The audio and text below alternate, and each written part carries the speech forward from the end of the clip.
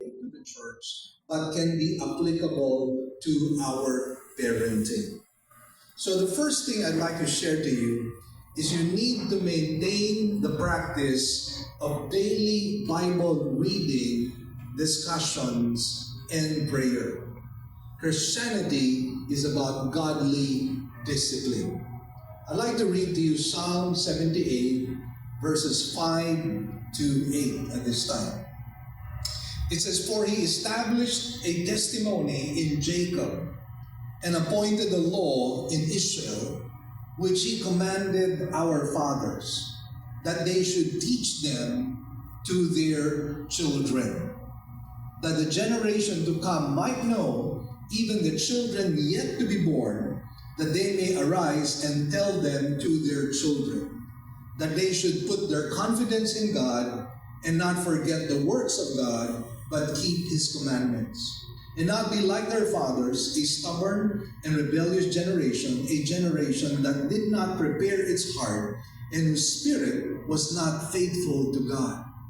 You will notice that even way back in the Old Testament, the Lord had issued a command which tells us how very important parenting is and how we need to be very intentional about it.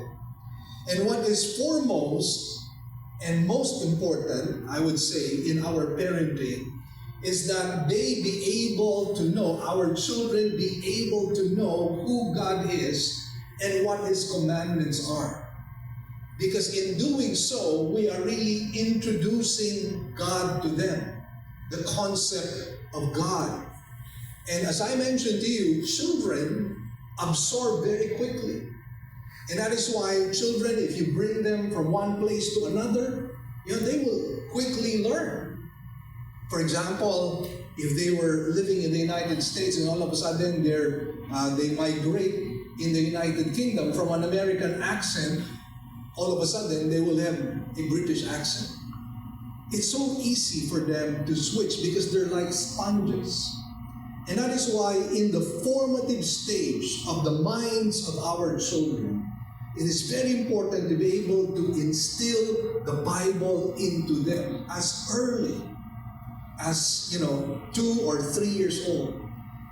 And I'm thankful to God that my children have applied that with their own children. In fact, I was told by my children that their own kids, 5 years old, are now reading the Bible.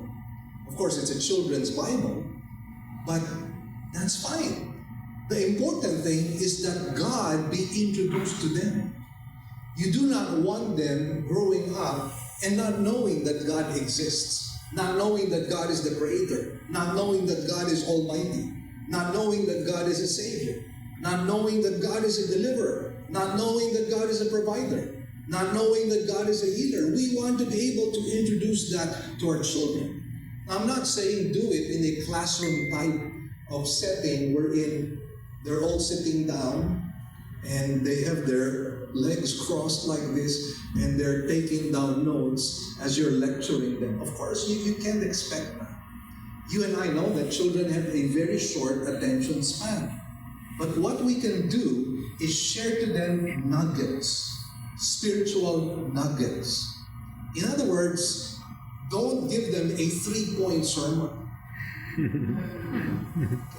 Give them nuggets that they can chew and that they can digest. And look for preaching points. For example, the flood that just happened in Luzon, that could be a preaching point. You can talk about the fragility of life. You can talk about the fact that any time you and I can die unexpectedly when a calamity takes place, when an earthquake takes place, when a typhoon takes place. And so the question is, are you prepared? Are you ready to meet the Lord? And you have to be able to inculcate that to your children. Look for preaching points. Be intentional. And again, it doesn't have to be lecture type. It can be while you're driving. It can be while you're having lunch. It can be while you're having dinner.